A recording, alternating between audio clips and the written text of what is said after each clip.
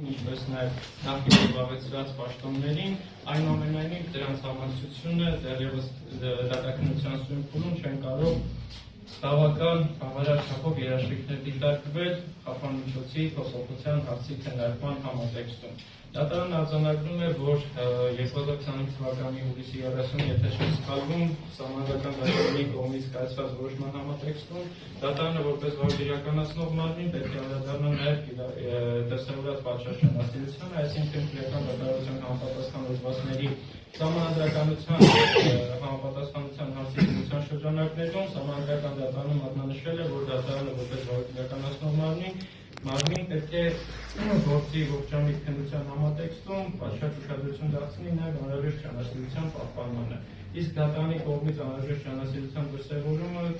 կարող է իրականացվել ոչ այլ կերպ, քան հերթական դատական նիստերի նշանակմամբ եւ այնպիսի վարքագծի դրսևորմամբ, որ դրանք անպայմանորեն կայանան։ Դատարանը գտնում է, որ ավելի ճիշտ արձանագրում է, որ արդեն իսկ նշանակվել են քրեական գործողությունից կանգնելուց ի վեր նշանակվել են 8 դատական նիստեր, որպիսի պայմաններում դատարանը գտնում է, որ առնվազն այս փոլիկությամբ հնարավոր չէ օբյեկտիվ օրենք կասկածի տակ առնել պատշաճականի կողմից դրսևորած անհրաժեշտ ճանասիրությունը,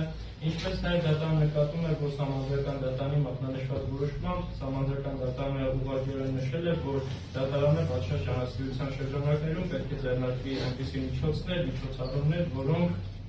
պետք է հանգեցնեն ամենախիստ խափանմիջոցի կիրառման հիմքերի նվազեցման կամ չեզոքացման։ Այդ հանգամանքի հաշվառումով դեռևս քրեական դատավարության գրքի 319 հոդվածի ընթացական քննության շրջանակներում դատարանը հիմնական դատավարությունների ընթացքում ապացույցների հետազոտման հաջորդականության առնչությամբ դիրքորոշում հայտնեց, որ առաջին հերթին քրեական դատավարության գիրքը նախատեսում է, որ կողմի ներկայացած հաջորդականության պետք է ապացույցների հետազոտվեն, անհայտնաբերողները ներկայացել են այլ հաջորդականություն, դատարանը Սահմանադրական դատարանի որոշման տրամաբանությամբ փոխեց այդ հաջորդականությունը, հաշվի առնելով, որ խափանմիջոցի կիրառման հիմքում դրված է հենց դատակոչի ցուցակում ներառված անձանց նկատմամբ հնարավոր ազդեցություն գործադրելու հավանականությունը։ Հետևաբար, առաջնահերթության կարգով իրացնելով ապացույցների հետազոտման այդ կարգը, դատարանը այդ շրջանակներում ևս ապահովել է պատշաճ կամ անհրաժեշտ ճանասիրության իրականացումը։ Ինչ վերաբերում է այլ հանգամանքներին, որոնք կարող են դեռևս նախորդի իրացված որոշումից հետո, ինչպես նաև վերաքննիչ դատարանի կողմից կայացված որոշումից հետո տեղի չունեցել այնպիսի խափանմիջոցների փոփոխության պայմանների փոփոխության այնպիսի էական հանգամանքներ, որոնք հնարավորություն կտային դիտարկելու այլընտրանքային խափանմիջոցների կիրառության հնարավորությունը։ Ինչ վերաբերում է խափանմիջոցի կիրառման ժամկետին, դատարանը այս հանգամանքի շրջանակներում գտնում է, որ թեև